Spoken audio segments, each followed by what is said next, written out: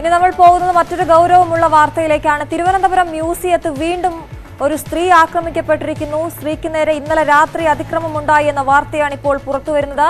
ബൈക്കിലെത്തിയ രണ്ടംഗ സംഘമാണ് സ്ത്രീക്ക് നേരെ ആക്രമണം നടത്തിയത്. കൂടുതൽ വിശദാംശങ്ങളുമായി വി വിനോദാണ് ചേരുന്നത്. വിനോദ്, ഇതൊരു ഒറ്റപ്പെട്ട സംഭവം എന്ന് പറഞ്ഞ് ഒഴിയാൻ അധികാരികൾക്കാകില്ല. കാരണം അതേ സ്ഥലത്ത് ഈ മ്യൂസിയത്തിൽ തന്നെ നിരവധി കേസുകൾ ഇതിനു മുമ്പ് റിപ്പോർട്ട് ചെയ്തിട്ടുണ്ട്. വലിയ പരാതി ഉണ്ടായിരുന്നു. എന്നിട്ട് ഇപ്പോഴും ഈ സംഭവം ഇങ്ങനെ ആവർത്തിക്കുകയാണ്. എന്താണ് പരാതിക്കാരി പോലീസിനോട് പറയുന്നത്?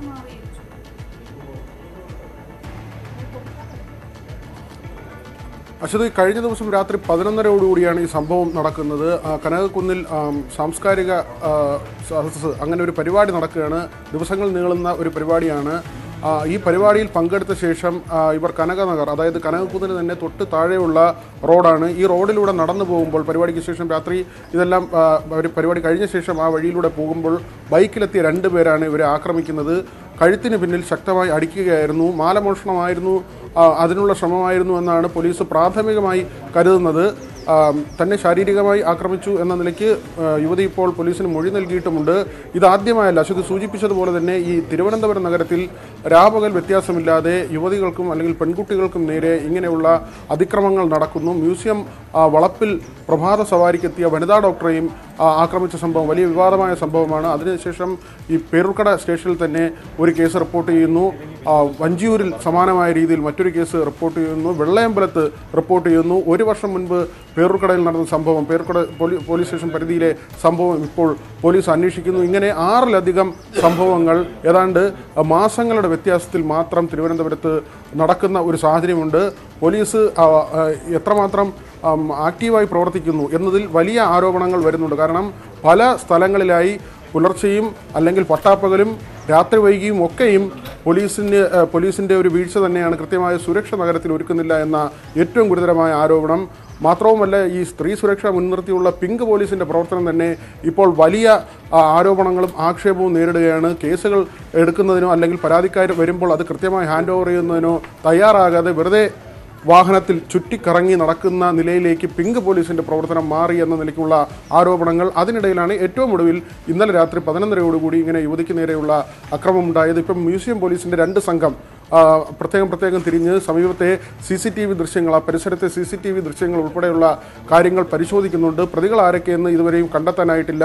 അവിടെ ഒരു ആളൊഴിഞ്ഞ പ്രദേശമാണ് ഈ കനകനഗർ റോഡെന്ന് പറയുന്നത്. രാത്രി വലിയ തോതിൽ ആൾ സഞ്ചാരമുള്ള അല്ലെങ്കിൽ വാഹന സഞ്ചാരമുള്ള ഒരിടമല്ല. കനകക്കുന്നിന് പിറകുവശത്തെ റോഡാണ്. അവിടെ സഞ്ചരിച്ച് പോകുമ്പോഴായിരുന്നു ഇങ്ങനെ യുവതിക്ക് നേരെ ആക്രമണമുണ്ടായത്. വിനോദ്, അത് തന്നെയാണ് ഏറ്റവും പ്രധാനപ്പെട്ട കാര്യം. വിനോദ് നേരത്തെ പറഞ്ഞതുപോലെ ഒരു സാംസ്കാരിക ഒരു സമ്മേളനം നടക്കുന്ന ഒരു സ്ഥലം കൂടിയാണ്. അത്രത്തോളം ആളുകളുള്ള ഒരു സ്ഥലമാണ്. അവിടെ നിന്ന് മാറി കനകനഗർ എന്ന് പറയുന്നത് ആൾത്തിരക്കില്ലാത്ത സ്ഥലമാണെങ്കിൽ പോലും പോലീസിന്റെ ഒരു ഭാഗത്തു നിന്നുള്ള ഒരു വീഴ്ച നമ്മൾ അത് എടുത്തു പറയേണ്ടതല്ലേ? കാരണം ഇത്തരത്തിലൊരു സമ്മേളനം നടക്കുമ്പോൾ അല്ലെങ്കിൽ ഒരുപാട് പേർ ആളുകൾ അവിടെ എത്തുന്ന സമയത്ത് ഈ സ്ഥലത്തൊരു സുരക്ഷ നൽകണം. അല്ലെങ്കിൽ ഇപ്പോഴും ആ പ്രതികൾ എവിടെയെന്ന് കണ്ടെത്താനായിട്ടില്ല. നേരത്തെ തന്നെ ഇതുപോലെയുള്ള കേസുകൾ വന്നപ്പോൾ CC ക്യാമറകളുടെ അടക്കം അഭാവം വലിയ ചർച്ചയായിരുന്നു. നഗരത്തിലെ ഏറ്റവും പ്രധാനപ്പെട്ട സ്ഥലങ്ങളിൽ ഒന്നാണ് ഈ മ്യൂസിയം ജംഗ്ഷനും പരിസരവും എന്ന് പറയുന്നത്. അവിടെ തന്നെ ഇത്തരത്തിലുള്ള വിഷയങ്ങൾ ആവർത്തിക്കുമ്പോൾ അത് വലിയൊരു സുരക്ഷാ പാളിച്ച ഇവിടെ ഉണ്ട് എന്നതിന് ഉദാഹരണമല്ലേ?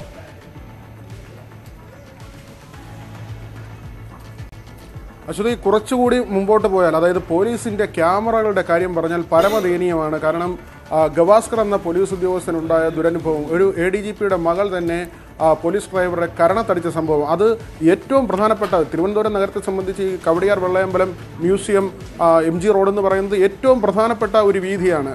അവിടെയാണ് പോലീസിൻ്റെ ക്യാമറകളൊന്നും തന്നെ പല ക്യാമറകളും ഇങ്ങനെ പ്രവർത്തിക്കാതെ അല്ലെങ്കിൽ കൃത്യമായി വിഷ്വലുകൾ ലഭിക്കാത്ത തരത്തിൽ കേടായിരിക്കുന്നത്. കാലങ്ങളായി പോലീസ് പറയുന്നുണ്ട് ഇത് മാറ്റുമെന്ന് പറയുന്നതല്ലാതെ ഈ ക്യാമറകൾ വീണ്ടും റീപ്ലേസ് ചെയ്യുന്നതിനോ അല്ലെങ്കിൽ ഇപ്പോൾ ഇരിക്കുന്ന ക്യാമറകൾ നവീകരിക്കുന്നതിന് എന്ത് നടപടിയെടുക്കുന്നു എന്നതാണ് ഏറ്റവും പ്രധാനപ്പെട്ട ചോദ്യം. മാത്രവുമല്ല, ഈ ക്യാമറകൾ വാങ്ങുന്നതിനെക്കുറിച്ചുള്ള ആരോപണങ്ങൾ വേറെ നിലനിൽക്കുന്നുണ്ട്.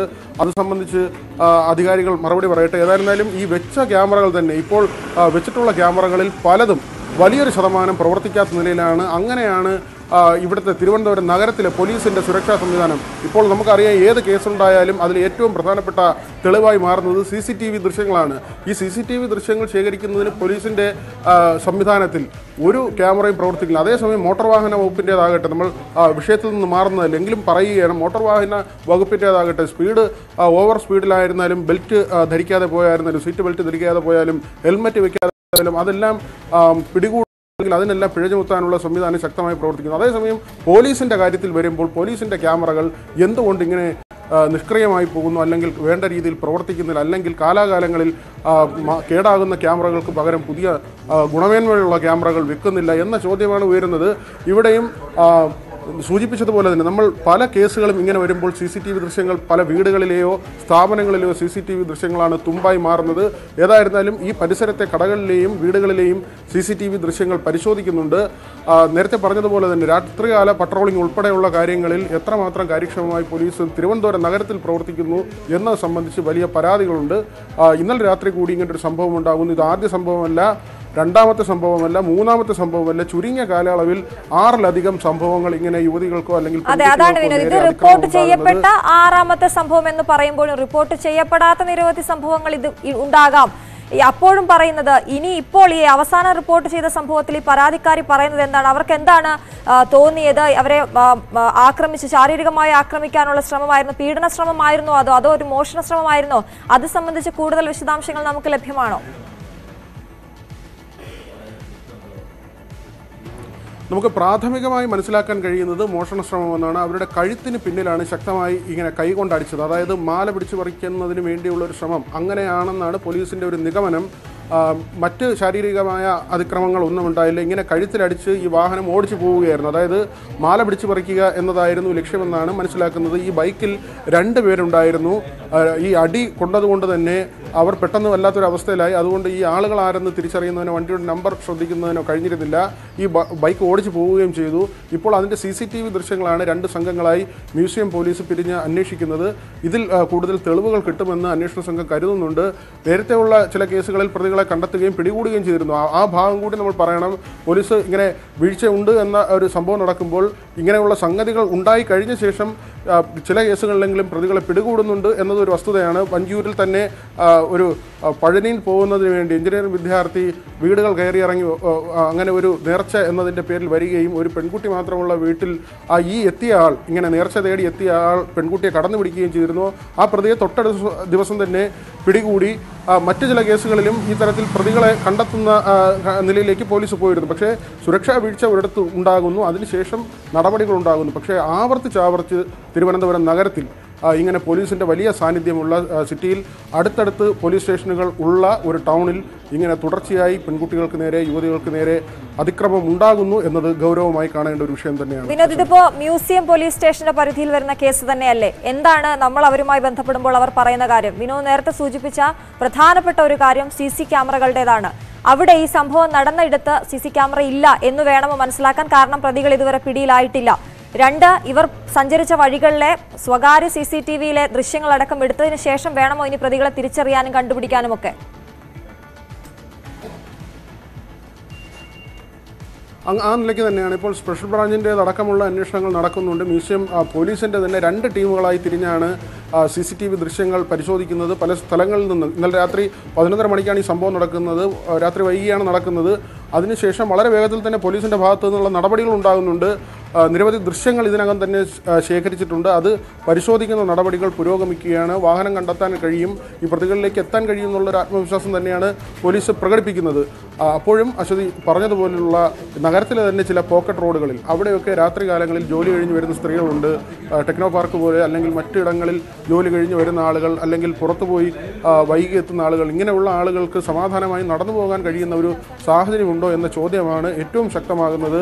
പ്രഭാത സവാരിക്ക് എത്തിയ ആളെ പോലും ആക്രമിക്കുന്ന ഒരു സംഭവം, അതിലെ പ്രതിയെ പിടികൂടി മന്ത്രിയുടെ പേഴ്സണൽ സ്റ്റാഫുമായി ബന്ധമുള്ള ആൾ എന്ന നിലയ്ക്കാണ് ആ കണ്ടെത്തൽ ഒടുവിലെത്തിയത്. മന്ത്രിയുടെ പേഴ്സണൽ സ്റ്റാഫ് എന്ന നിലയ്ക്ക് കാര്യങ്ങൾ ചെന്ന് നിൽക്കുന്ന ഒരു സാഹചര്യമുണ്ടായി. അങ്ങനെ ഔദ്യോഗിക വാഹനത്തിൽ തന്നെ, കേരള സർക്കാരിൻ്റെ ഔദ്യോഗിക വാഹനത്തിൽ സഞ്ചരിച്ചെത്തി അങ്ങനെ സ്ത്രീകളെ കടന്നു കളയുന്ന തരത്തിൽ മാനസിക വൈകല്യമുള്ള ആളുകൾ എന്ന കാര്യം തന്നെയാണ് നമുക്കിവിടെ പറയേണ്ടത്. അതും പോലീസ് പ്രതിയെ കണ്ടെത്തിയിരുന്നു. വഞ്ചൂരിയ കേസിലും പോലീസ് പ്രതിയെ കണ്ടെത്തി. മെഡിക്കൽ കോളേജിൽ ഇങ്ങനെ പ്രതിയെ കണ്ടെത്തി.